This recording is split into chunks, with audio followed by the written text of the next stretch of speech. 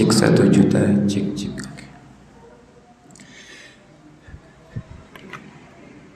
A'udzubillahi minasyaitonirrajim. Bismillahirrahmanirrahim. Assalamualaikum warahmatullahi wabarakatuh. Masya Allah. Saya tadi agak berkesan diundang Bapak ya. Masya Allah. Sebenarnya masih mas-mas saya ini. Ini kayaknya menjawab salam ini belum semangat dan kompak. Kalau orang ngaji, kalau orang majelis taklim itu, apalagi Masjid At-Taqwa ini terkenal jamaahnya semangat-semangat dan kompak-kompak. Maka saya doakan semoga yang menjawab salam saya semangat dan kompak, semoga Allah berkali limpahkan rezekinya, dijadikan keluarganya sakinah mawaddah warahmah, dilunasi segala hutang-hutangnya. Yang keras berarti paling banyak hutangnya ya. Dikabulkan segala hajat-hajatnya, disembuhkan segala penyakit-penyakitnya ya. Masya Allah, kita doakan semoga kita semua senantiasa bisa istiqomah. Assalamualaikum warahmatullahi wabarakatuh.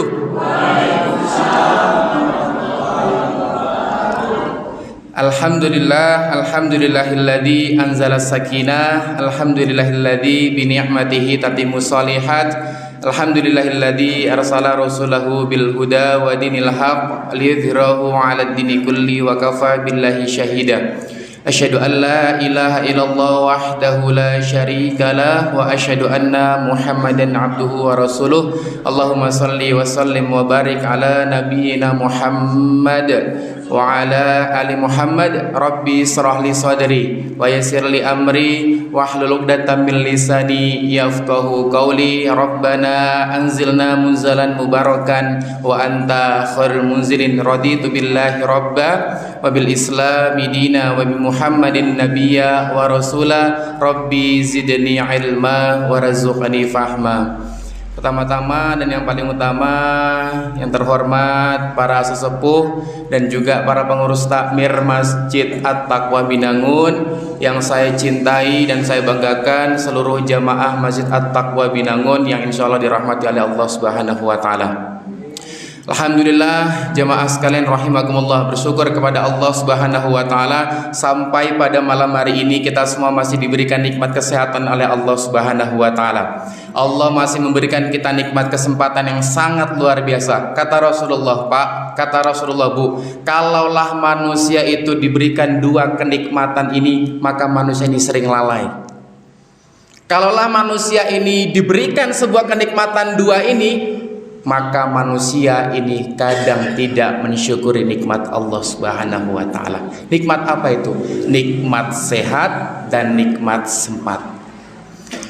Ketika kita sedang diberi sakit oleh Allah Subhanahu wa Ta'ala, kita berdoa kepada Allah, ya Allah sembuhkanlah aku, semoga kelak aku bisa beribadah kepada Engkau, semoga aku bisa lebih maksimal lagi dalam beribadah. Tapi ketika sudah sehat, kadang kita sering lalai, betul tidak? Yang kedua adalah nikmat sempat. Ketika kita sedang sibuk dalam pekerjaan kita, dalam mengurus rumah tangga, dalam hal kita mencari nafkah, kita sadar, oh ternyata betapa pentingnya nikmat waktu sempat tersebut. Ketika kita sudah sempat, mohon maaf, yang ibu-ibu scroll Instagram, buka-buka Shopee, yang bapaknya buka-buka WA group. Akhirnya apa? Segala amal soleh yang berlalu itu tidak pernah terlewatkan dan tidak pernah dilakukan. Maka kata Rasulullah, benar, manusia ini akan lalai kalau diberi nikmat sehat dan diberi nikmat sempat. Maka saya mengajak diri saya pribadi dan panjenengan semua yang ada di sini, yuk bersama-sama kita mensyukuri nikmat Allah, yakni nikmat sehat dan nikmat sempat. Kedua kalinya salawat dan salam semoga tetap tercurahkan kepada uswatun hasanah kita. Pak, kalaulah ada pemimpin terbaik, maka beliau inilah dinobatkan sebagai pemimpin terbaik. Bu, kalaulah ada suami terbaik, Bu, maka beliau inilah suami terbaik. Kalaulah ada sahabat terbaik, bestie terbaik, kalaulah ada tetangga terbaik, maka beliaulah yang patut dinobatkan sebagai tetangga terbaik. Siapa beliau? Baginda Rasulullah Muhammad Sallallahu Alaihi Wasallam, yang senantiasa kita nantikan syafaatnya kelak di yaumil kiamah. Semoga saya, panjenengan beserta keluarga yang ada di rumah termasuk ke dalam umatnya sampai akhir zaman kelak. Amin ya rabbal alamin. Bapak-bapak, ibu-ibu, gimana kabarnya pada malam hari ini? Semua sehat, Pak? Sehat gih, alhamdulillah. Kita nggak usah sepaneng. Biasanya kalau saya ngisi niku sersan, serius tapi santai. Bu, nggak usah serius-serius bu ya. Ya, tetap serius tapi kita santai. Kabar fisik alhamdulillah sehat. Lalu pripun kabar dompet aman ya? Kenapa saya nanya kabar keuangan? Kenapa saya nanya kabar dompet? Kalaulah dompet kita nipis, kalaulah keuangan kita menipis, kadang membuat kita kadang mumet, betul ya? Maka saya doakan semua jenengan-jenengan semua yang duduk bermajelis ilmu di sini senantiasa dompet kandel-kandel, kandel-kandel nota maksudnya. Enggak, insya Allah kandel-kandel duite untuk beramal soleh, untuk membantu pembangunan Masjid At-Taqwa Binangun ini. Amin ya Allah, amin ya Rabbal alamin. Baik Bapak Ibu yang insya Allah dirahmati oleh Allah Subhanahu wa Ta'ala, saya mengajak diri saya dan panjenengan semua, yuk untuk bersama-sama kita meluruskan niat, kita bersihkan hati. Di kitab Ta'limul Muta'alim, Pak Bu Syekh Az-Zarnuji sebagai penulisnya, di situ dijelaskan ketika kita bermajelis ilmu maka minimal ada 3 hal yang kita niatkan. Ada berapa Bu? 3, minimal ada 3 Pak. Yang pertama, niatkan untuk liwajhillah. Napa niku liwajhillah? Kita mengharapkan wajah. Kalau penafsiran lainnya adalah kita mengharapkan ridho dari Allah Subhanahu wa Ta'ala. Panjenengan duduk bermajelis ilmu seperti ini, tolong luruskan niat, bersihkan hati untuk semata-mata kita mencari ridho dari Allah Subhanahu wa Ta'ala, bukan ridho dari takmir, bukan ridho untuk mencari snack, bukan mencari ridho dari seorang ustadznya, enggak, tapi mencari ridho dari Allah Subhanahu wa Ta'ala. Innamal a'malu bin niat wa innamal likulli imri'in ma nawa. Semua amalan itu tergantung daripada niatnya, dan kita akan mendapatkan apa yang kita niatkan. Yang kedua, Syekh Az-Zarnuji menulis di kitab Ta'limul Muta'alimnya, yang pertama liwajhillah, yang kedua untuk menghilangkan kebodohan. Nyun sewu, ngapunten, mohon maaf, mungkin ini tidak terjadi di sini. Banyak orang belajar ilmu agama, mohon maaf, hanya untuk menyerang orang lain. Banyak orang belajar ilmu agama hanya untuk merendahkan orang lain. Banyak orang belajar ilmu agama itu hanya untuk melengsarkan orang lain. Padahal tujuan dari majelis ilmu ini adalah bagaimana kita bisa bertakwa kepada Allah Subhanahu wa Ta'ala. Bu, Pak, ciri-ciri orang bertakwa itu dia adalah bagaimana bisa rendah hati. Apa yang dimaksud dengan rendah hati? Ketika dia mendapatkan sebuah kebenaran, maka dia terima. Pak, Bu, jenengan pasti sudah tidak asing lagi dengan kalimat yang mengatakan sombong. Betul? Orang mengatakan, hei kamu sombong sekali. Tapi dia tidak tahu apa itu definisi sombong. Coba, Pak, Bu, sambil berinteraksi sama jenengan, kira-kira ada nggak di sini yang tahu apa itu definisi dari yang namanya sombong? Apakah saya pakai peci bagus? Apakah Ustadz pakai jas bagus? Apakah Mas Gali pakai jaket bagus? Apakah disebut sombong? Belum tentu. Sombong itu definisinya adalah batarul haqq wa ghamtun nas. Apa itu? Menolak kebenaran dan meremehkan orang lain. Ini keren Pak. Makanya saya selalu setiap bermajelis ilmu, yang pertama saya niatkan adalah bagaimana untuk meluruskan niat, bersihkan hati. Kalau jenengan datang ke sini mencari kebenaran, insya Allah 1 kata 2 kata yang saya sampaikan insya Allah ada benarnya dan jenengan terima. Tapi kalau mohon maaf jenengan datang ke sini untuk mencari pembenaran, maka semua yang saya katakan, semua yang saya sebutkan pasti selalu salah di mata jenengan. Maka ciri-ciri orang kalau suka ke majelis ilmu itu apa? Hatinya akan semakin tentram. Yuk, maka siapapun ustadznya, siapapun yang berbicara, selama dia mengucapkan qala Rasulullah dan firman Allah, maka insya Allah terima. Karena salah satu bagaimana berkahnya ilmu itu tidak masuk Pak, bagaimana salah satu berkah ilmu itu tidak masuk Bu, ketika dia menolak sebuah kebenaran. Maka saya sangat, ya Allah, luar biasa. Saya Pak, saya Bu, belum bisa dikatakan sebagai ustadz. Di depan-depan saya ini banyak senior-senior yang sangat-sangat luar biasa. Mau mendengarkan satu kalimat, dua kalimat yang saya sampaikan itu sangat luar biasa. Karena apa? Di dalam diri panjenengan tersimpan sebuah hati yang ikhlas. Coba kalau jenengan misalnya mengatakan, siapa ustadznya? Di masjid mana? At-Taqwa Binangun. Saya kalau nggak ustadz itu saya nggak mau terima. Hati-hati. Karena salah satu sulitnya hidayah masuk ke dalam diri kita karena kerasnya hati kita untuk menerima kebenaran. Maka kalau dari anak kecil pun Pak, kalau itu sebuah kebenaran wajib diterima. Contoh anak jenengan usia SD, usia SMP. Pak, Bu, wayai maghriban, mbok yo maghriban di masjid. Apa kata ibunya? Le, kowe ki ngerti opo? Kami tuh tahu apa? Dulu kamu kecil tak besarin, begitu besar nggak bisa tak kecilin. Ingat sebuah kebenaran. Dia menolak berarti dia disebut sombong. Nah maka Syekh Az-Zarnuji mengatakan bermajelis ilmu itu liwajhillah, menghadap ridha Allah. Yang kedua untuk menghilangkan kebodohan. Jangan puas dengan ilmu kita Pak Bu. Saya sampai sekarang masih terus belajar bersama ustadz-ustadz yang ada di Wonosobo, Ustadz Irfan Rizky Haas, bersama Ustadz Basuki, bersama Ustadz Muklis dan segala macam. Saya juga masih belajar. Dan saya pasti juga pastikan gurunda-gurunda kita semua pasti masih belajar. Karena dia sedang menghilangkan yang namanya kebodohan. Dan yang ketiga, Syekh Az-Zarnuji mengatakan ketika engkau bermajelis ilmu, niatkan untuk menghidupkan agama Allah. Dari zaman Rasulullah, dari zaman sahabat, dari zaman tabi'in sampai sekarang adanya majelis ilmu untuk menghidupkan agama Allah. Pak, ini mohon maaf agak krusial. Saya waktu minggu yang lalu dapat informasi ada sebuah berita itu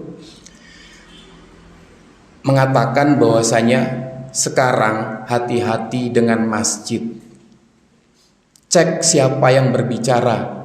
Apakah ada konten-konten, apakah ada maklumat-maklumat yang di situ radikalisme dan terorisme. Hati-hati.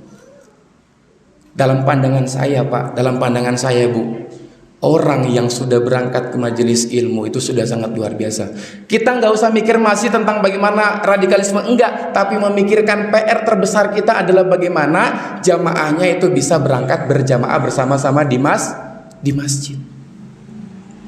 Saya yakin Ustadz Galih pasti sering belajar tentang manajemen masjid. Masjid bukan hanya sekedar kokoh bangunannya, enggak, tapi bermanfaat. Bangun masjid, mohon maaf ya Pak, mohon maaf, saya sebutkan di Wonosobo ya. Di Wonosobo itu mohon maaf luar biasa sekali masjid-masjid yang tinggi-tinggi menaranya, betul? Tapi apakah bisa disebut dengan makmur? Belum tentu. Saya pernah Pak disodorin sebuah proposal. Ini kisah nyata. Tahun 2022. Proposal yang disampaikan ke saya itu tahun 2012. Berarti ada berapa tahun yang lalu? 10 tahun yang lalu. Assalamualaikum Mas Bayu. Waalaikumsalam. Katanya Mas Bayu itu sering dapat donatur besar ya. Kata siapa? Ini kami dari masjid ini mau bawa proposal untuk pembangunan masjid. Oh iya kah? Iya. Pembangunan apa? Pembangunan menara Mas.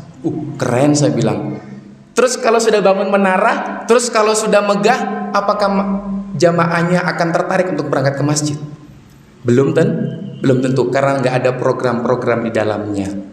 Maka bersyukur Masjid At-Taqwa Binangun ini adalah salah satu masjid pilot project di Wonosobo untuk bagaimana bisa menjadi percontohan-percontohan masjid-masjid di sekelilingnya. Amin ya rabbal alamin. Di Quran surah Al-Isra dikatakan bahwasanya masjid itu barokna haulahu. Apa itu barokna haulahu? Memberkahi sekelilingnya Pak. Kalaulah masjid kita makmur, kalaulah lingkungan kita makmur, insya Allah keberkahan itu akan meneteskan kecipratan ke dalam diri kita. Nah pertanyaannya, berkah itu apa? Berkah itu disebutkan dikatakan definisinya adalah ziyadatul khair, bertambahnya kebaikan. Apapun itu, ketika bertambahnya sebuah kebaikan, maka insya Allah itu berkah. Maka hati-hati Pak, kalau jenengan sedang mendapatkan perekonomian yang tinggi, ya, sedang meningkat perekonomian jenengan, kalau perekonomian jenengan itu malah menjauhkan diri dari Allah Subhanahu wa taala, maka itu belum disebut berkah. Itu disebut dengan namanya istidraj. Apa itu istidraj? Kenikmatan yang melalaikan. Ketika bertambahnya ekonomi kita, makin semakin dekat dengan Allah Subhanahu wa taala. Nah, itulah yang disebut dengan berkah. Maka kemuliaan seseorang bukan dilihat dari bagaimana setinggi apa rumahnya, bukan dilihat dari bagaimana semewah apapun mobilnya, seluas apapun tanahnya, tapi kemuliaan seseorang itu terletak sedekat apa dia dengan masjid dan sedekat apa dia dengan Al-Qur'an. Nah, malam hari ini Pak, Bu, tema yang saya sampaikan atau tema yang saya bawakan adalah tentang bagaimana nikmat yang terlupakan.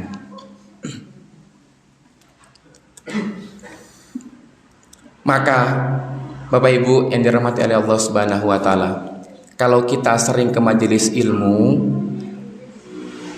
maka ilmu itu kita jadikan cerminan diri kita untuk bagaimana mengoreksi kesalahan kita. Bukan menjadi kaca spion untuk bagaimana mengoreksi kesalahan orang lain. Kesalahan pribadi dikoleksi, kesalahan orang lain selalu dikoreksi.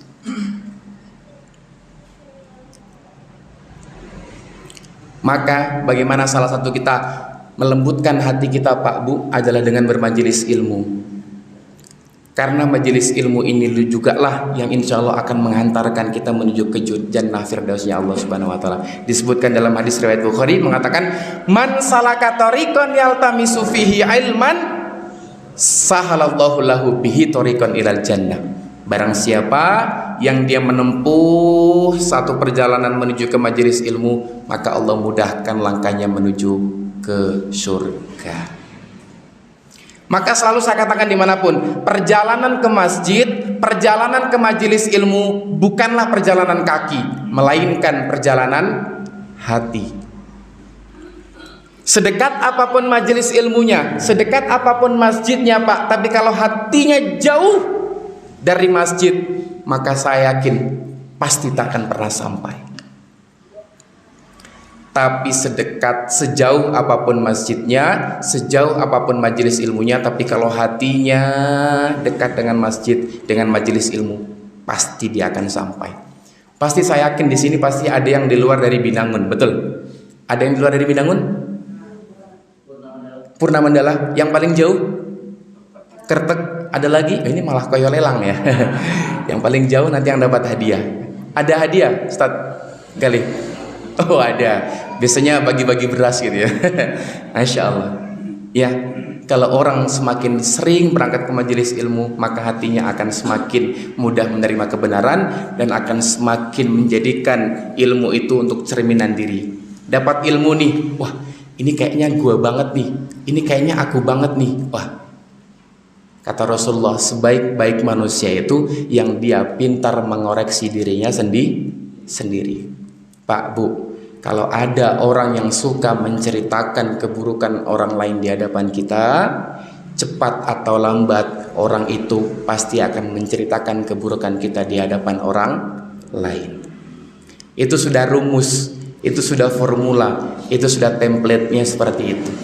Maka hati-hati, ini saya sering kalau mengisi di sekolah-sekolahan, kalau sering mengisi di remaja masjid, hati-hati dengan circle toksik. Apa itu? Perkumpulan atau pertemanan yang beracun. Apa ciri-cirinya perkumpulan yang membuat kita beracun? Ciri-cirinya satu, yakni adalah ketika kita menyampaikan sebuah kebaikan, kita malu. Saya ada punya teman, dia sudah dewasa. Dulu SMP, SMA dia rajin sholat. Begitu sudah bekerja, dia memiliki lingkungan yang sangat luar biasa buruknya. Akhirnya ketika dia mau sholat saja, mau sholat loh Pak, mau sholat aja, mau sholat maghrib, dia malu. Karena apa? Circle-circle pertemanan yang gak ada yang sholat sama sekali. Maka di daerah Yaman sana Pak, saya pernah ngobrol sama teman saya. Sampai-sampai orang Yaman itu bingung, sampai heran, kok ada orang Muslim di Indonesia itu kok nggak sholat? Kalau di Indonesia orang melihat orang kok rajin sholat itu disebut alim, betul ya? Apalagi kalau ditambah sunnah, oh itu ustadz pokoknya. Padahal itu Islam, yakni apalah sholat. Sholat ini adalah tiang agama. Barang siapa yang dia meruntuhkan sholatnya, maka dia sedang meruntuhkan agamanya. Dan sholat ini adalah bagaimana bisa menjadi pembatas kita antara muslim dan non muslim. Maka orang Yaman itu bingung, kok iso yo di Indonesia ada orang muslim kok nggak sholat. Maka sebuah nikmat yang sangat luar biasa, kita bisa hadir bermajelis ilmu bukan karena saya yang hebat, bukan karena takmir yang kuat, tapi karena Allah yang memudahkan segalanya. Betul? Sekarang saya tanya, Pak, jenengan berangkat ke sini, Bu, jenengan berangkat ke sini, ada enggak ya? Banyak enggak di luaran sana yang amal solehnya lebih banyak daripada kita? Banyak? Sekarang saya tanya lagi, banyak nggak di luaran sana orang yang lebih sedikit dosanya daripada kita? Banyak? Pertanyaan saya, kenapa kok jenengan yang dihadirkan di sini untuk duduk mendengarkan majelis ilmu? Kenapa? Jawabannya adalah cukup simpel, ASK. Apa Pak, Bu? ASK. Apa itu ASK? Allah sayang kita. Maka kadang kita tidak mensyukuri nikmat tersebut. Ternyata tuh aku sedang disayang sama Allah. Ingat, kalau kita tidak pernah beribadah, tapi kok usaha kita lancar, kita nggak pernah ibadah, tapi kok hidup lempeng-lempeng saja. Ingat, hati-hati, Allah sedang mengabaikan kita. Tapi kok ada Ustadz orang itu yang dia sholatnya lancar, ibadahnya mantap, sedekahnya oke, tapi kok dia selalu diberi ujian. Ingat, Allah mengatakan di Quran bahwasanya belumlah engkau dikatakan beriman sebelum engkau diuji. Rumus fisika, setiap ada aksi pasti selalu ada reaksi. Orang beriman itu Pak, Bu, seperti paku dengan palu-palu. Ketika hidupnya lempeng, maka dia akan selalu dipukul, akan selalu diberi cobaan. Tapi coba kalau hidup kita bengkok, maka akan dibiarkan atau bahkan disalahgunakan paku tersebut. Betul tidak? Betul. Tapi hadiahnya apa? Ketika kita bersyukur, maka kita akan mendapatkan pahala. Ketika kita menikmati apa yang sudah diberikan oleh Allah, maka kita akan mendapatkan pahala dari Allah Subhanahu wa taala. La in syakartum la azidannakum wa la in kafartum inna adzabi lasyadid. La in syakartum, apabila dia bersyukur atas nikmatku kata Allah, la azidannakum, maka akan kutambahkan nikmatnya. Wala in kafartum kata Allah, apabila dia kufur atas nikmatku, inna adzabi lasyadid, maka azabku sangatlah pedih. Nah, maka ada satu nikmat yang kita dapatkan dari lahir sampai sekarang, bahkan sampai kita mati dan hari kiamat nanti akan tetap kita rasakan, yang jarang kita syukuri, bahkan mungkin tak pernah kita syukuri. Nikmat apa itu? Satu, nikmat iman dan nikmat Islam.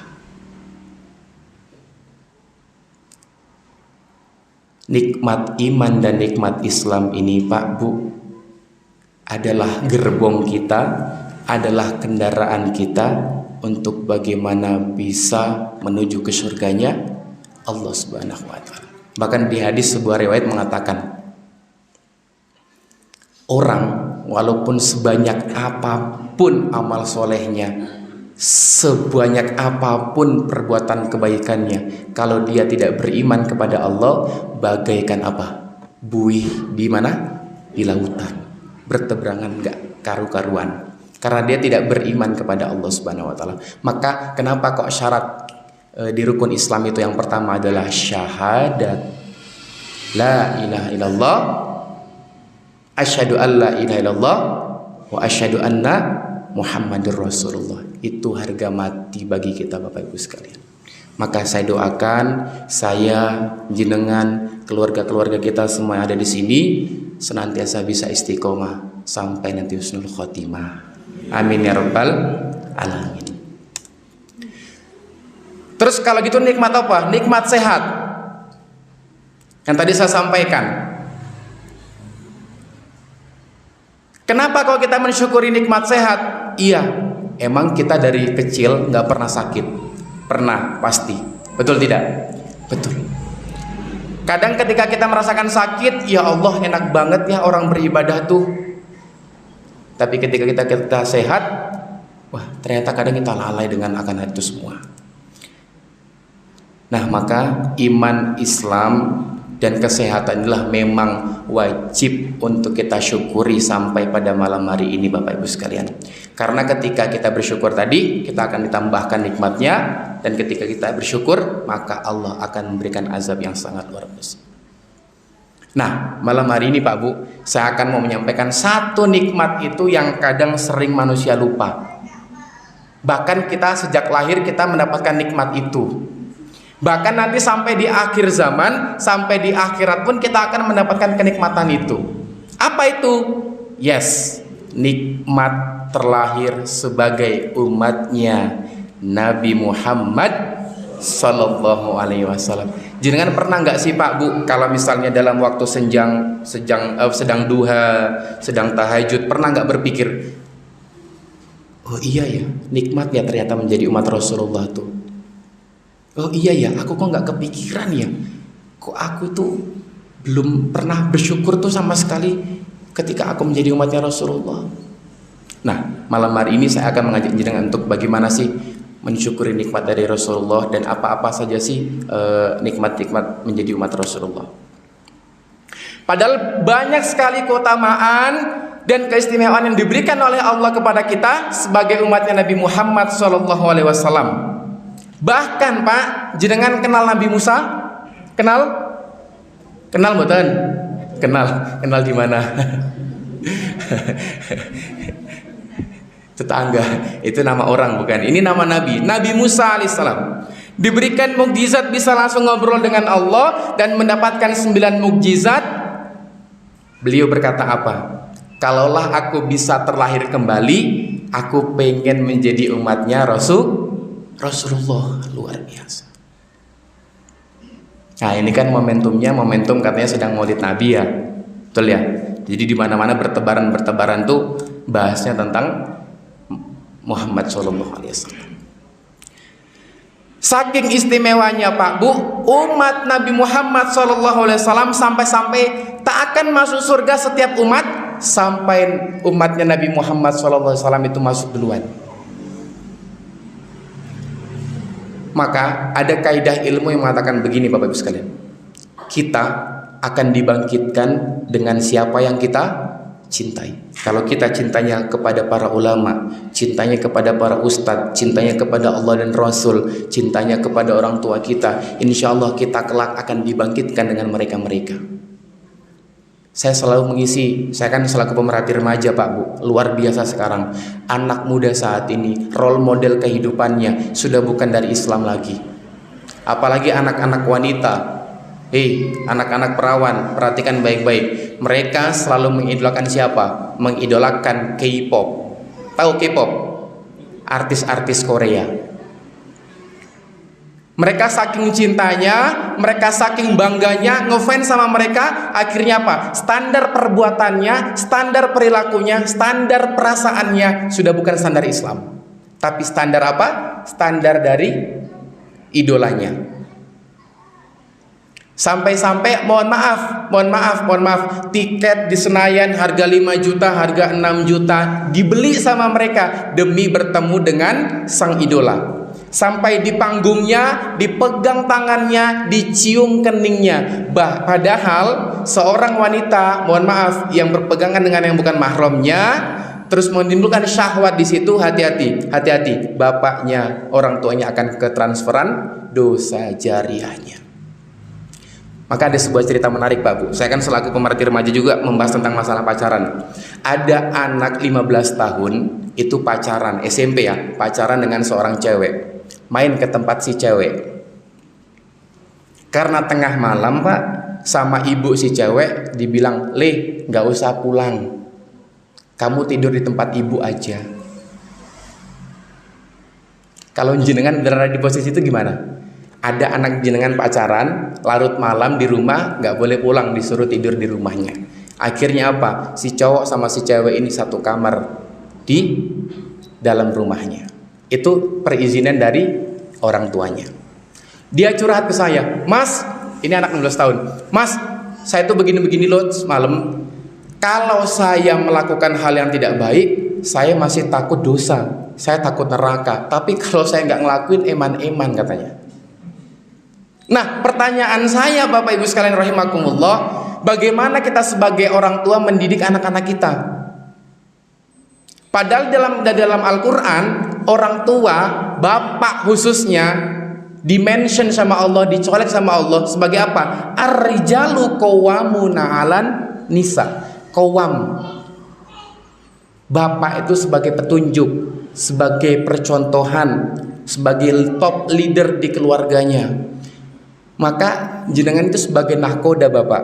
Kalaulah keluarga jenengan tidak mau terombang-ambing, maka jadilah nahkoda yang baik. Apakah Mas Bayu sudah baik? Belum. Saya sebagai nahkoda keluarga ya sedang belajar juga bagaimana menjadi nahkoda yang baik. At-Tahrim ayat 6 dijelaskan bahwasanya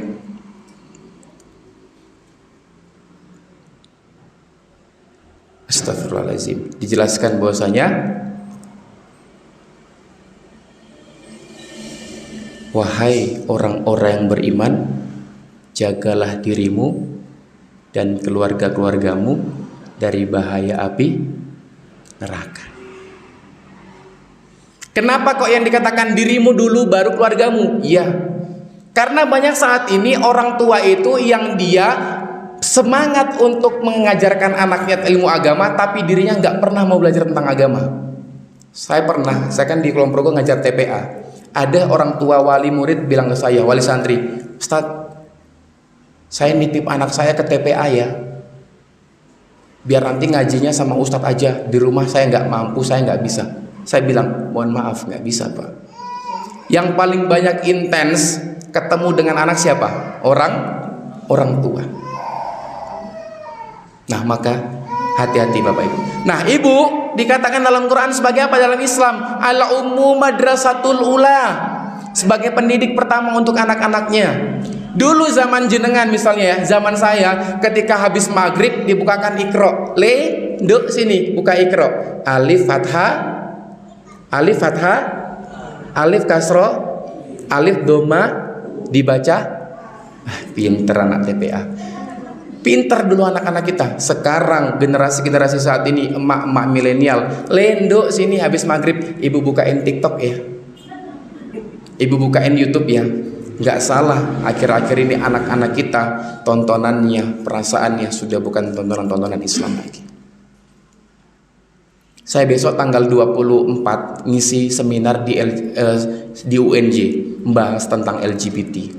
Karena sekarang Pak, Bu, LGBT itu sudah masuk ke ranah pendidikan. Hati-hati. Mengatasnamakan HAM. Apa? HAM. HAM itu apa sih? Kalau dari kita sejak dulu sekolah mengatakan HAM itu hak asasi manusia, kebebasan berpendapat dan kebebasan berperilaku. Saya melakukan ini, you nggak usah ikut-ikutan. Saya masuk neraka, saya masuk surga, terserah saya, bukan urusan lo. Nah, ini yang sudah terjadi di dalam pendidikan anak-anak kita. Pak, Bu, mohon maaf. Pendidikan kita saat ini itu sudah memisahkan antara agama dengan kehidupan. Atau dalam bahasa Arabnya disebut dengan apa? Fasludin anil haya. Atau dalam bahasa kerennya, dalam bahasa Indonesia disebut apa? Sekulerisme. Pak, Bu, jenengan pernah nggak dapat materi tentang manusia purba? Manusia pertama adalah saya pernah Pak, ini kasus SMP. Saya pernah bertanya kepada guru saya, Pak, mohon maaf saya mau bertanya, kalau di pelajaran sejarah manusia pertama itu adalah manusia purba, betul? Homo sapien, Homo erectus, Homo meletus, Homo dan lainnya lah segala macamnya. Pithecanthropus erectus, meletus dan segala macamnya, betul ya? Tapi kalau di dalam Islam, manusia pertama itu adalah Nabi Adam. Apa kata beliau guru saya? Mas, kamu jangan nyampur-nyampurin sejarah Indonesia, sejarah kehidupan manusia dengan sejarah Islam. Itu jelas berbeda. Terus saya tanya dong, lah terus saya mau ngikut yang mana Pak? Betul tidak? Padahal sejarah tentang adanya manusia purba itu sedang meniadakan Tuhan di situ. Seolah-olah pertama menjadi cebong, malah jadi kampret. Berawal dari cebong, akhirnya punya buntut, akhirnya punya sayap, punya sirip, akhirnya menjadi ikan terus nanti berevolusi menjadi tikus nanti punya kaki dan akhirnya menjadi sempurna menjadi manusia. Akal kita nggak bisa menerima, betul? Secara tidak langsung kita sudah dipisahkan agama dengan kehidupan. Pak, pernah nggak jenengan sebagai pebisnis di pasar, Mas, nek bahas halal haram ojo neng pasar, neng masjid wae. Di masyarakat, Mbak, kalau jenengan bahas masalah boleh nggak boleh, jangan di masyarakat dong, ngomongnya di masjid aja. Ini bukan tempat untuk tausiah. Sehingga apa? Konsep sekularisme itu seolah-olah Tuhan hanya ada di masjid, Allah hanya ada di majelis ilmu, tapi di pasar, tapi di masyarakat Allah nggak ada, betul? Padahal Islam ini ad-din. Kenapa kok Nabi Muhammad, kenapa kok Islam diturunkan itu menjadi rahmatan lil alamin? Kenapa kok narasinya rahmatan lil alamin bukan rahmatan lil muslimin? Ya karena memang Islam itu rahmat untuk segala. Kerennya Islam Bu, setiap lini kehidupan kita itu diatur dalam Islam Bu. Maka hati-hati Bu, kalau keluar rumah jangan lupa menutup auratnya.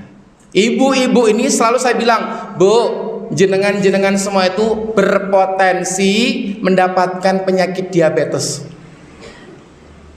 Kenapa saya bilang itu? Yes, karena sering menelan janji-janji manis dari suaminya. Makanya sering dia diabetes. Ini hanya jokes-jokes saja.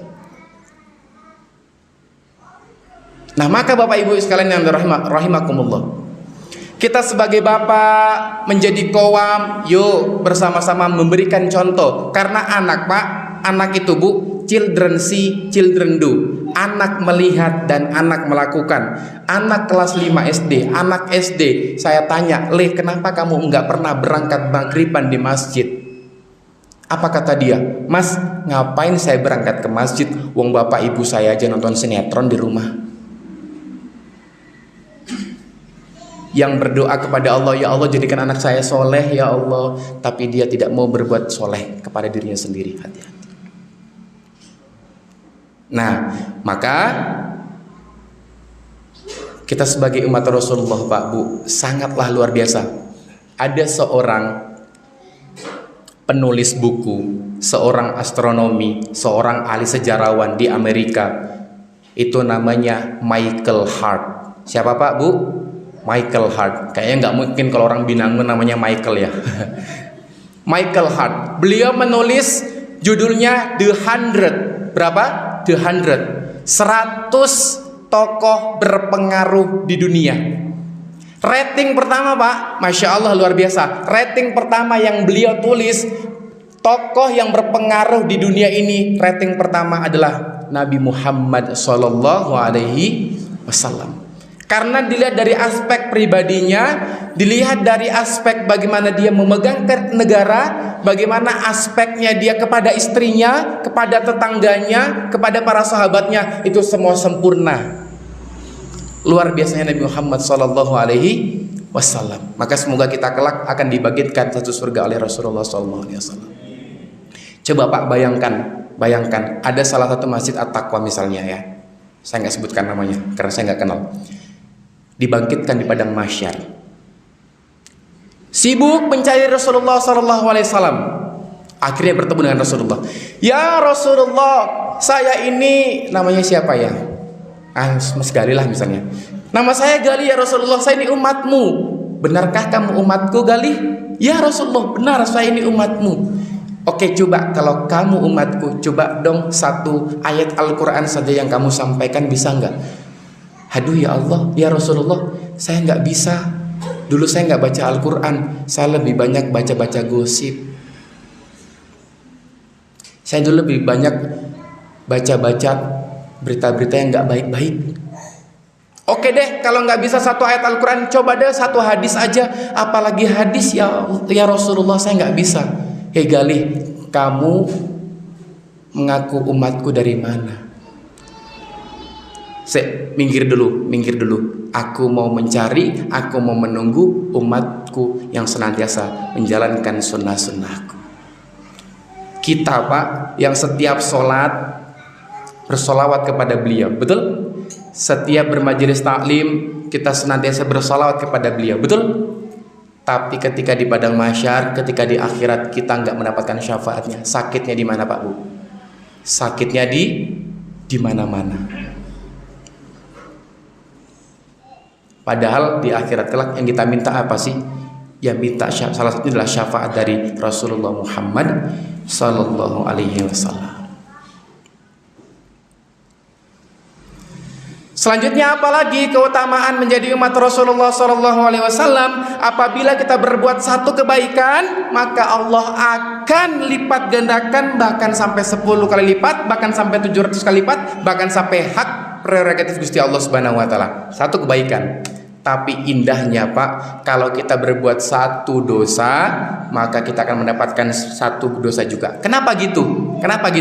Yes, karena Allah sedang menunggu orang-orang yang senantiasa mau bertaubat, banyak-banyak beristighfar. Astaghfirullah Rabbal baraya, astaghfirullah minal khotoya, astaghfirullah rabbal baraya, astaghfirullah minal khotoya. Coba Pak Bu, kita setiap hari mungkin berbuat dosa luar biasa, 1, 2, 3, 4, 5 dosa, tapi Allah tidak memberikan kita langsung azab. Karena apa? Aku tunggu mana nih hamba-hambaku yang mau dekat denganku, yang katanya mau minta rezeki mana. Kadang Pak, kita tuh ngakunya mau mencari nafkah, betul? Tapi kok jauh dari sang pemberi nafkah. Kadang kita itu mengharapkan ridho Allah katanya, tapi kok kita jauh dari ridho Allah Subhanahu wa taala. Maka apapun aktivitas jenengan, itu niatkan semua mengabdi kepada Allah. Wa ma khalaqtul jinna wal insa illa liya'budu. Tidaklah aku ciptakan jin dan manusia, kata Allah, untuk mengabdi kepadaku. Maka apapun aktivitas jenengan, petani, pedagang, orang kantoran, semua niatkan untuk mengabdi kepada Allah. Kalau niatnya mengabdi kepada Allah, pasti saya yakin tidak ada kecurangan di dalamnya. Betul? Kadang orang mengatakan CCTV itu cuma ada di bangunan, CCTV itu cuma ada di sudut-sudut bangunan, ruangan. Enggak, tapi sisi terbaik kita yang nggak pernah tidur, yang nggak pernah luput siapa? Allah Subhanahu wa taala. Maka kalau orang beriman itu selalu senantiasa merasa diwaswasi oleh Allah Subhanahu wa taala. Mau berbuat kemaksiatan, ada Allah. Mau tanda tangan palsu, ada Allah. Mau makan nota aspal, ada Allah. Hati-hati. Ya. Nah, maka indahnya Islam seperti itu. Indahnya menjadi Nabi Muhammad, umat Nabi Muhammad SAW sangat luar biasa. Beda, coba doa Nabi Lut ketika umatnya dinasehati tidak mau mendengarkan. Kaum Lut itu ketika zaman apa itu? Ada homoseksual, ada lesbi, betul? Dan segala macamnya, sangat terjadi kemungkaran dalamnya. Dinasihati sama Nabi Lut, kalau kalian tidak bertaubat, maka aku berdoa kepada Allah Subhanahu wa taala, ya Allah, azablah umat-umatku ini, kaum-kaumku ini. Akhirnya apa? Hujan batu menghujani mereka semua, akhirnya diganti oleh kaum-kaum lain. Satu contoh lagi, ketika zamannya Nabi Nuh. Ketika Nabi Nuh menceritakan sebuah kebaikan, nggak pernah diterima. Oke, Nabi Nuh berdoa kepada Allah, ya Allah, berikan, turunkan azab kepada kaum-kaumku. Akhirnya apa? Diturunkan azab dengan diberikan banjir. Tapi Nabi Muhammad SAW tidak. Beliau berdoa kepada Allah Subhanahu wa taala, ya Allah, jangan Engkau berikan azab kepada umatku sebelum dia bertaubat sampai mana? Kerongkongan. Maka ngaji itu nggak ada batasan umur, Bu. Nanti di akhirat kelak nggak ada kategori-kategori umur. Umur 60 tahun ngajinya ke sana dulu. Nggak ada seperti itu. Umur 50 tahun nggak ada. Maka nggak ada kata terlambat untuk mengaji. Saya punya salah satu jamaah di Kulon Progo, Pak. Usia 70 tahun belum bisa baca Al-Quran. 70 tahun. Padahal kata Rasulullah, usia umatku itu kisaran 60 tahunan. Nah, yang sudah 60 warning. Pertanyaannya bukan kapan kita mati, bukan kapan kita wafat. Pertanyaannya, kita wafat dalam keadaan seperti apa? Jenengan lebih milih mana? Meninggal dalam keadaan baca Quran atau baca Quran? Baca Quran. Lebih milih meninggal dalam keadaan zikiran atau jadilan? Zikiran pasti. Nah, maka Bapak Ibu sekalian, isilah waktu kita, isilah aktivitas kita itu semua dengan hal yang bermanfaat. Karena yang namanya kematian bukan nomor urut. Saya yang muda belum tentu mati duluan. Jenengan yang tua juga belum tentu mati duluan. Tapi yang potensi mati duluan biasanya orang tua ya. Enggak. Tapi yang namanya kematian itu adalah nomor cabut, bukan nomor urut. Bisa jadi saya yang muda bisa meninggal duluan, bisa jadi jenengan, bisa jadi anak-anak kecil juga meninggal duluan. Maka nggak ada jaminan kita. Jaminannya apa? Ketika kita bisa berpegang teguh, bisa taat, bisa beriman kepada Allah Subhanahu wa ta'ala. Nah, maka Bapak Ibu sekalian rahimakumullah, itu tadi kenapa kita kok sampai saat ini masih saja bengal, nggak mau menjalankan sunnah-sunnahnya, nggak mau menjalankan apa yang diperintahkan oleh Allah Subhanahu wa ta'ala. Nah, maka kita berdoa kepada Allah, semoga kita kelak di akhirat senantiasa bisa menjadi satu surga dengan Rasulullah Shallallahu Alaihi Wasallam. Amin ya rabbal alamin. Coba Pak, Bu, kita pikirkan kembali. Ini sampai jam berapa nggih? Ngapunten. Ustaz, jam berapa? Secekapnya nggih. Sudah 8:30 ya. Ayo udah, nanti 10:30 ya. Biasanya emak-emak itu luar biasa. Ada salah satu emak-emak online itu, alhamdulillah Ustaz bisa bertemu lagi ya. Saya nggak tahu ya. Masya Allah, ada orang ya. Teko wong ya. Teko. Masya Allah. Coba Bu, Pak, kita berpikir sejenak. Setiap hari kita bisa melihat, betul? Mata kita ini kadang berbuat dosa, melihat hal-hal yang gak baik, betul? Kita lihat bagaimana telinga kita kadang mendengar obrolan-obrolan yang gak baik, mendengarkan hal-hal yang syubhat daripada hal yang bermanfaat. Kita coba bagaimana mulut kita. Bu, Pak, kalimat astaghfirullahalazim itu adalah kalimat thayyibah, betul? Kalimat thayyib, kalimat baik. Tapi saat ini kalimat astaghfirullah itu dijadikan sama ibu-ibu sebagai prolog pembukaan untuk mengomongin orang. Astaghfirullahalazim, you ngerti ora kae iki? Betul mboten? Astaghfirullahalazim le kae lho. Padahal kalimat thayyibah ini bukan untuk pembuka, untuk gibah. Kalau orang sering gibahin orang, pasti ada muncul iri dengki hasad. Ingat, iri dengki hasad itu pesan dari mana? Dari mata dulu. Senang melihat orang susah dan susah melihat orang senang. Ada orang nurunin motor NMAX. Ini sebuah cerita, Bu. Ada sebuah tetangga Dia keroan. Yu, keroi aku yu. Hei, ngopo aku masuk angin. Ngopo masuk angin, kok tumben masuk angin? Biasanya nggak apa-ngapain, kok tumben masuk angin? Iya, tonggoku tuku Nmax. Tetangganya yang beli Nmax kok dia yang masuk angin. Pak, delok kayak Pak, bayar tumbas AC. Alah, paling mung kredit. Orang lain yang beli AC kok dia yang kedinginan. Mas, lihat kayak bayar tumbas kompor listrik ya. Alah, paling yo sekenan. Aku yo iso tuku loro tura-tura. Orang lain yang beli kompor listrik kok kita yang kepanasan. Maka kalau orang sudah ada iri dengki hasad dalam hatinya, pasti mau ngapa-ngapain sempit hatinya, nggak enak. Berangkat berjamaah, alah, wong kae ras itu jamaah aku lah. Nah, maka hati-hati ibu. Kita mensyukur nikmat Allah, mata kita, telinga kita, mulut kita yang kadang sering ngomongin tetangga kita. Hati-hati mulut kita dengan istri kita, panggilannya apa? Kalau Rasulullah memanggil seorang istrinya, memanggil istrinya Aisyah siapa? Ya Khumairah. Betul?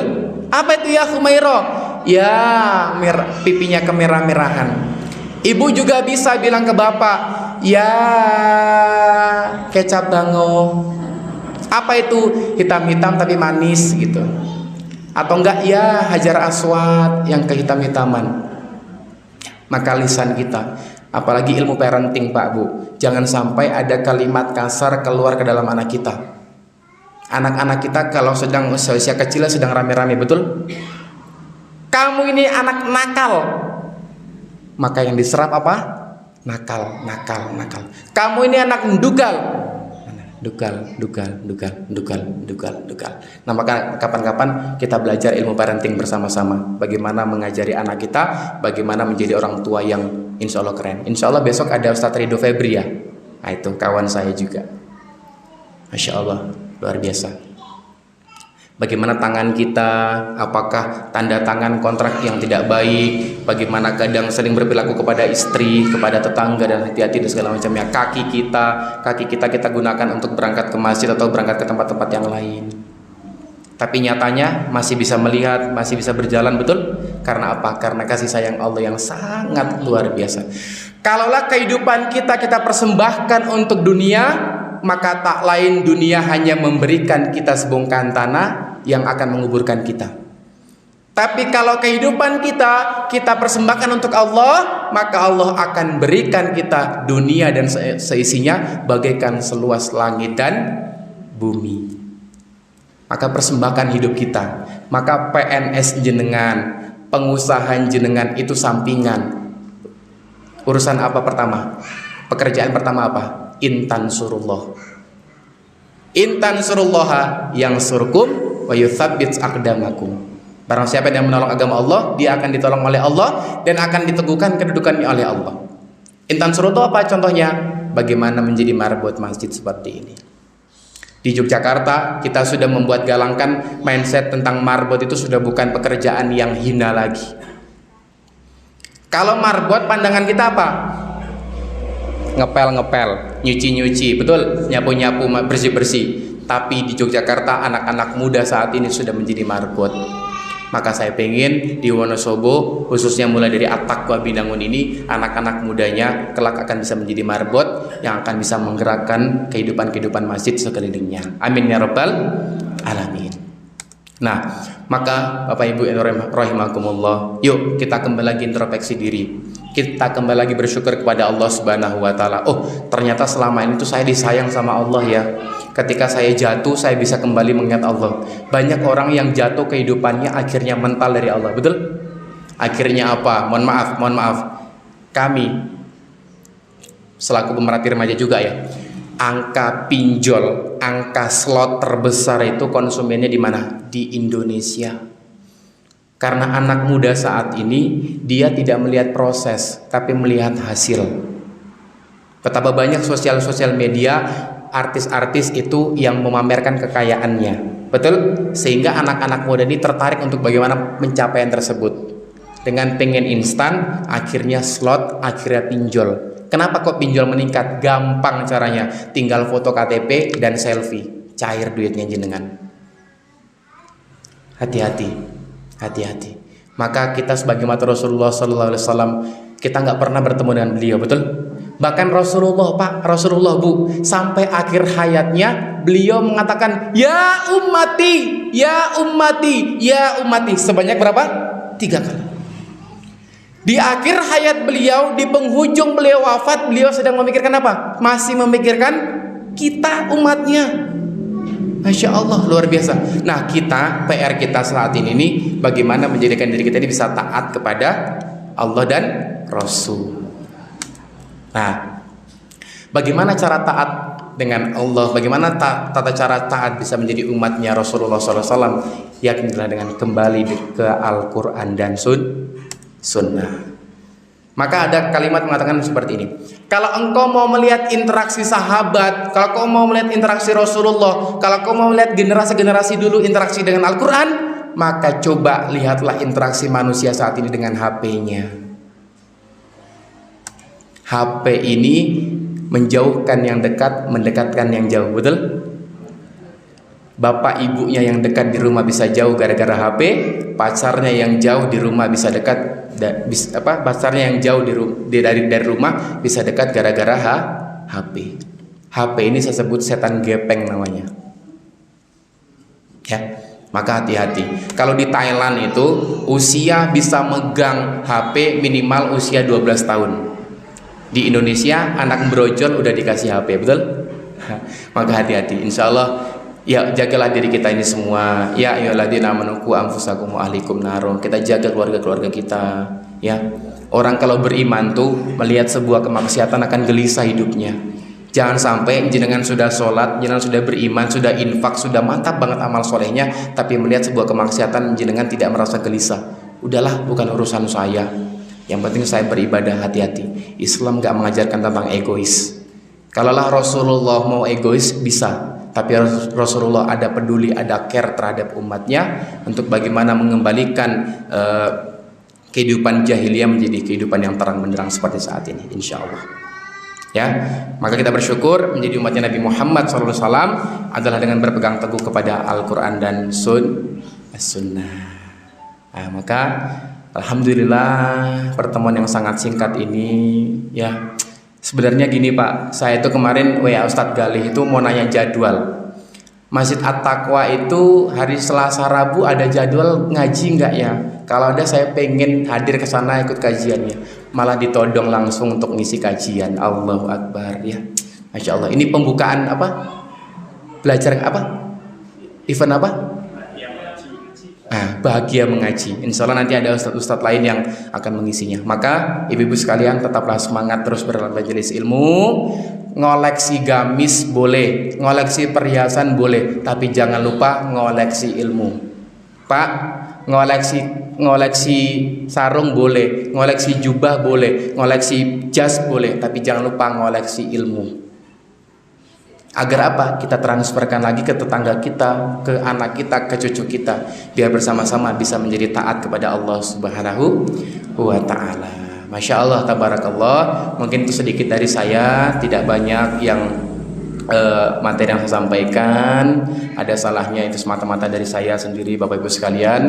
Saya bukan salah satu ustadz yang banyak ilmunya. Saya hanya memotivasi jenengan untuk senantiasa bisa terus bersemangat berangkat ke masjid, terus bersama-sama berangkat bermajelis ilmu, karena insya Allah di majelis ilmu ini akan banyak ribuan malaikat yang ikut turut serta mendoakan panjenengan semua. Ketika tetangga jenengan itu sedang bahagia, jenengan juga harus ikut berdoa kebahagiaan. Karena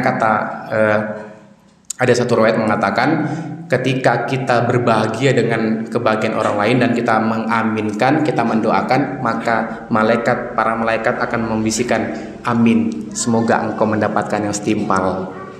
Maka ketika ada tetangga kita sedang bahagia, maka kita juga ikut bahagia. Alhamdulillah ibu itu bahagia, bapak itu bahagia. Semoga saya kelak bisa ikut kebahagiaan mereka bersama-sama. Seperti itu ya. Yuk kita jadikan lingkungan kita jadikan majelis ilmu kita ini senantiasa bisa diberkahi oleh Allah Subhanahu wa taala dengan cara apa? Tadi bersihkan hati, luruskan niat semata-mata mencari ridho dari Allah Subhanahu wa taala, dan semoga kita senantiasa bisa istiqomah sampai nanti menjelang husnul khotimah. Amin ya rabbal alamin. Mungkin ada tanya jawab, kalau tidak ada kita tutup dengan doa. Ibu-ibu, sampun nggih, biar nggak kemalaman ya. Bu, sampun Pak.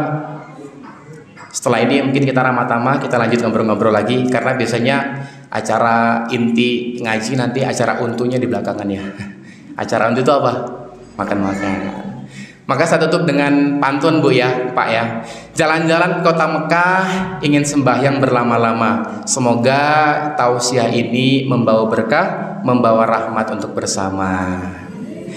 Kalaulah ada sumur di ladang, jangan ngintip orang yang lagi mandi. Kalaulah suaminya ingin umur panjang, bolehlah bapaknya menikah lagi. Dibalas sama ibunya, berakit-rakit ke hulu, berenang-renangnya entar aja dulu. Kalau pengen nambah istri baru, langkai dulu mayatku.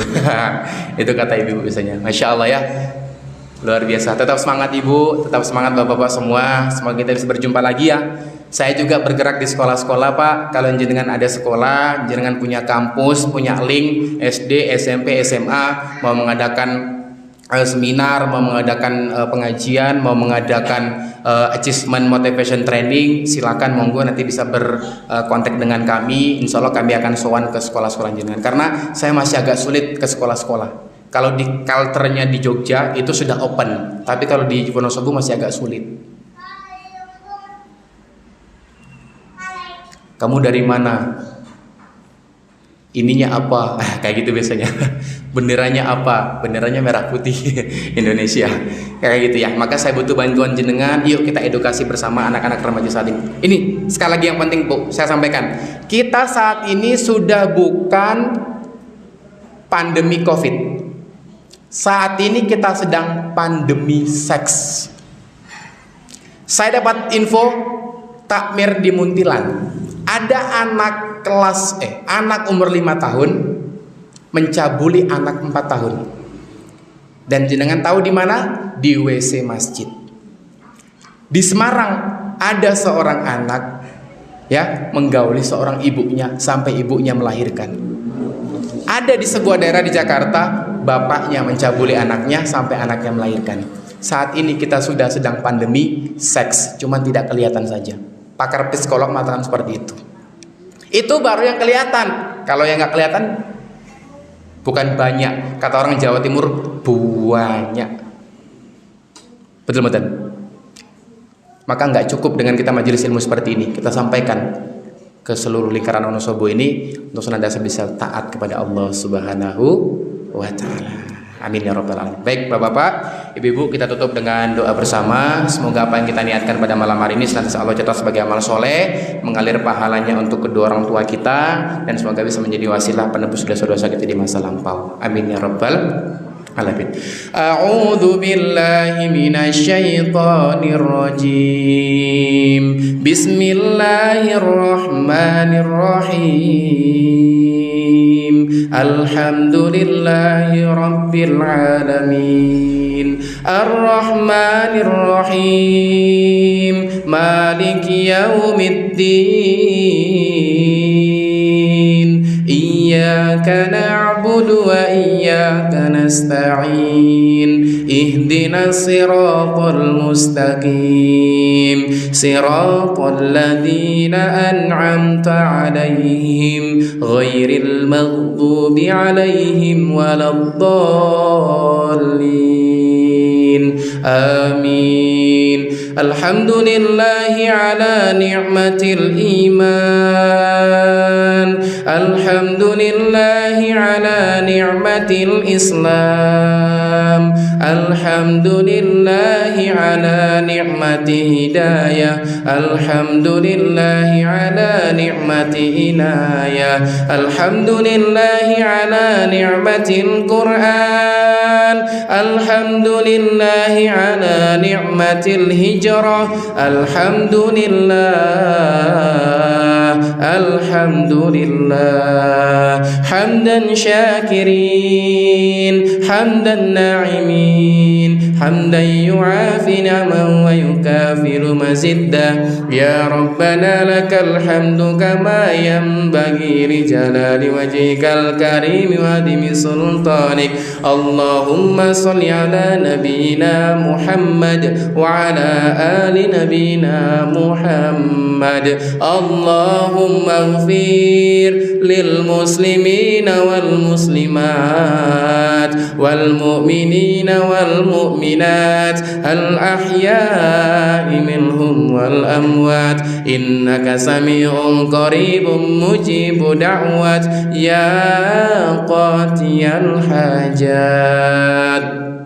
Rabbana hab lana min azwajina wa dhurriyyatina qurrata a'yun waj'alna lil muttaqina imama. Rabbana zalamna anfusana wa in lam taghfir lana wa tarhamna lanakunanna minal khasirin. Rabbana taqabbal minna innaka antas sami'ul alim wa tub علينا إنك أنت التواب الرحيم. ربنا هب لنا من الصالحين. ربنا هب لنا من الصالحين. رب اغفر لي ولوالدي وارحمهما كما ربياني صغيرا. ربنا آتنا في الدنيا حسنة وفي الآخرة حسنة وقنا عذاب النار. سبحان ربك رب العزة عما يصفون وسلام على المرسلين والحمد لله رب العالمين. الفاتحة. أعوذ بالله من الشيطان الرجيم. إياك نعبد وإياك نستعين صراط الذين أنعمت عليهم غير المغضوب عليهم ولا الضالين. Alhamdulillah, matur nuwun Bapak-bapak, Ibu-ibu, matur nuwun sangat sudah mendengarkan majelis ilmu pada malam hari ini. Semoga senantiasa jenengan diberi kesehatan oleh Allah Subhanahu wa taala. Doakan saya, doakan keluarga-keluarga saya dan bersama tim yang ada di sini senantiasa bisa istiqomah terus untuk mendapatkan kebaikan dan kebermanfaatan untuk umat. Demikian ya, matur nuwun sangat luar biasa. Barakallahu fikum, wabillahi taufiq wal hidayah, wa ridha wal inayah. Wassalamualaikum warahmatullahi wabarakatuh. Jazakumullah, saya ucapkan terima kasih pada Ustaz.